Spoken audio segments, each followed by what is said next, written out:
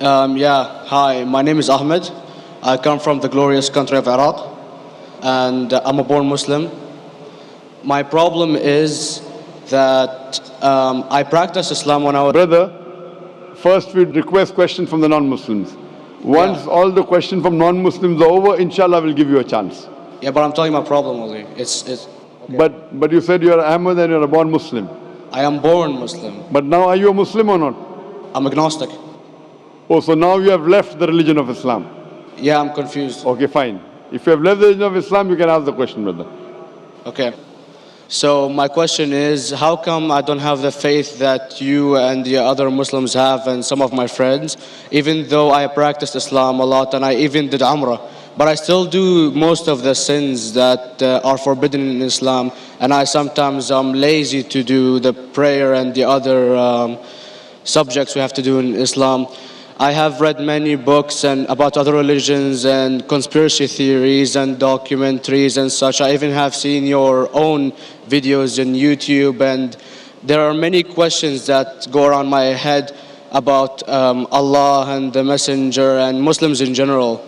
And basically the most important question is, you said in one of your debates or questions that Allah is the creator and He's uncreated. But I have realized, how can the uncreated exist? And if He exists, how can we notice Him? How can we see Him or hear Him or feel Him or know of His existence if He's uncreated in our own dimension or so? That's one of the questions. Brother Ahmed said that he is a born Muslim. He comes from Iraq. He read the Quran, he read the books, but he commits many sins. He believes maybe sometimes he's agnostic and he's lazy for praying. Brother, before I answer your main question, if you do sins and if you are lazy for praying, that does not make you a non-Muslim. As long as you believe that praying is fard, sometimes you miss, it's a sin. It's a major sin that you sometimes don't pray, but that doesn't make you a non-Muslim. If you say praying is not required, then you're doing kufr. But if sometimes you do sin, sometimes minor sin, sometimes major sin, it is haram, it's forbidden, but that does not throw you outside the fold of Islam. There are sometimes waswasa of the shaitan asking you, you're a Muslim, but this is wrong in Islam, this is wrong, and it does deviate the person's mind. At that time maybe your iman may be low, but these things should not make you consider that you're non-Muslim. Regarding a question that I mentioned in my speech, and you're right, that Almighty God is the creator, but He Himself is uncreated. You asked the question, how can the uncreated, how can we see the uncreated, and how it's possible? Allah subhanahu wa ta'ala is Khaliq, is the creator. And by definition, He's uncreated. Because normally people say that when they try and prove in logic that everything has a creator, who created this table, the carpenter, from where he got, from the tree, who created the tree, so it goes back to Allah. So when many of the people try to convince an atheist, they try and say that everything has a creator, and then they get trapped when the atheist asks him who created Allah. So if you hear my tapes, I never go that way. I ask the atheist that how did you come to know about the universe? How did you come to know about the functioning of the stars, of the sun? And he says, and goes back, that the creator. So it's the vice versa. So if you know how to deal with logic, you don't trip over this problem with the atheist trap, the Muslims or the believers, by saying who created Allah. By definition, Allah is uncreated. And if you ask the question, who created Allah? If you have heard my tapes, I give the reply, that suppose a person comes and says that my brother John. Yeah, I know, I saw that, I heard that's funny, but I mean, how does he exist if he's uncreated? Not that is Allah. Automated. Yeah. That's the difference between you and Allah. How does he exist? Means he was existing. He doesn't have a beginning. You and I have a beginning, that's human being. So that is the difference between us and Allah. You can't say that Allah has to be like us. If Allah is like you and me, why should we worship Him? I see, but have you heard of the phenomenon, the Big Brother? used by various orders and political agendas to control the people and such by implementing it into multiple gods, and then later on it became a monotheistic religions all over the world to make it easier for Big the Brother, people to... sorry, I've never heard of the religion Big Brother. It's not a religion. It's like a theory, an idea, basically. For What does it say? Yes? What does this idea say?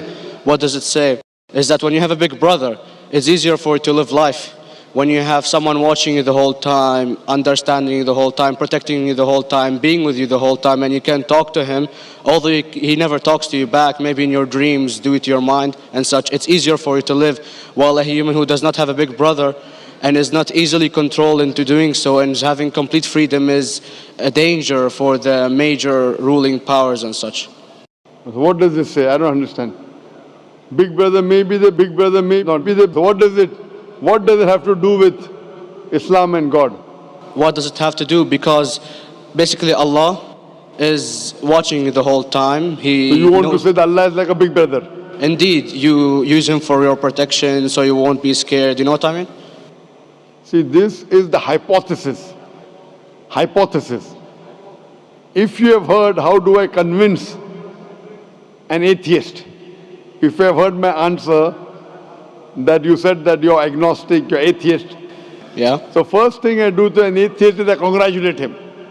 What? I congratulate him. Have you heard my answer of atheist? Yeah, you congratulate them and stuff. But I haven't seen your debates with the atheist. I just saw your answers on some questions. Fine, so you haven't seen the answer of atheist? No, but I've seen your debate with David William Campbell. And David William Campbell is not an atheist. Yeah. Now when an atheist tells me he does not believe in God like your theory of Big Brother, yeah. And if you believe in that theory, I will ask you, first thing I do to the atheist, I congratulate him. You know why?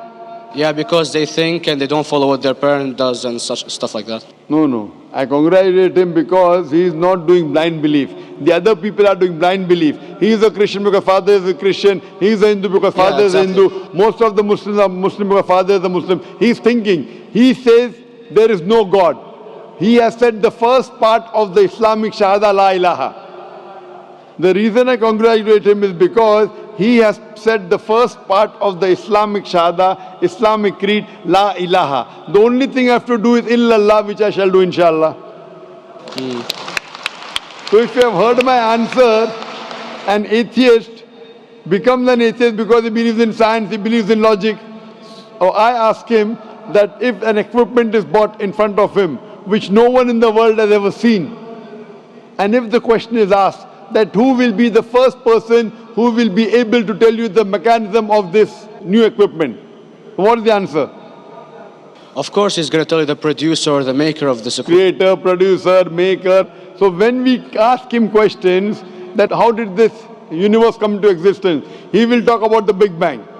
This what we're going to talk is already mentioned in the Quran 1400 years ago in Surah Anbiya chapter number 21 verse number 30. Avalam yaral lazina kafaru anna samawati wal arda kanat ratkum fataqnahuma. Do not the unbelievers see that the heavens and the earth were joined together and we clove them asunder. This what you came to know 50 years back is mentioned in the Quran 1400 years ago. Who could have mentioned that? Well, in various civilizations in like 2000 or 5000 BC before Islam came or Christianity itself, there was various civilizations that are good in astronomy and they know more about our solar system than we do now, sadly. Brother, your knowledge of science is little, not in-depth. I do agree. There are certain things which were known as hypotheses. For example, we came to know, we were proved that the earth was spherical in 1577. I know that in 6th century BC, there were Pythagoreans who believed that the earth was spherical. But the same Pythagoreans who believed the earth was spherical also believed that the earth was the center of the universe, which is wrong. You show me one civilization which believes 100% what the Quran has mentioned. I challenge you. What you say, so do you mean to say there was a person who said, okay, this civilization, out of 100 things, these 2 things are right. Out of 100 things, these 5 things are right. Out of this 100, and picked and chose. Who can do that? No one besides the Creator. Even if you know that there were 10 different civilizations, hundreds of civilizations, there is not a single civilization that you know in the past which knew 100% of science what we know today. So where is your logic? Where is your theory? I do know that certain things are hypotheses which were proved later on. But there is not a single civilization which knows everything what is mentioned in the Quran. So the answer goes back to the original question, who could have collected this in the Quran? Someone 1400 years back, could he do and say, okay, out of these 100 things, these 3 are right, out of these 100 things, these 2 are right, out of this, it's not possible. Mathematically, it's not possible. Well, you never gave the idea of extraterrestrials or so. I mean, knowledge is power. And Brother, I'm asking you a simple question. We are not come here to have a debate. yeah. I'm asking you a question. Point out a single civilization. You're asking something else. Yeah, We are not here to discuss. You can come in the room and discuss. You ask a question, I'm giving you the answer. You gave about old civilization. I told you you're right. But out of 100 things, 98 they were wrong. So I'm asking you, who could have mentioned this in the Quran? You're talking something else now. Yeah, well, I'm asking you a simple question, 2 plus 2 equals how much? You're saying, I'm telling you 3 multiplied by 3 is how much? I'm asking a name, you're telling that where do you live? You know, I'm asking a simple question, name me a single civilization which has everything what was mentioned in the Quran. Do you know of any or not? Yes or no? well, not everything, of course. Even not 10%. Why? Babylon knows of most of the planets and such. Planet is not the only thing mentioned in the Quran. There are 1,000 things mentioned in the Quran. To say what 1,000 things are mentioned in the Quran, 10% would be equal to 100 things. Did Babylonian civilization knew about 100 things mentioned in the Quran? No, because they You don't cannot. have the They IQ knew of that. 5 or 6 things. In percentage wise, very small.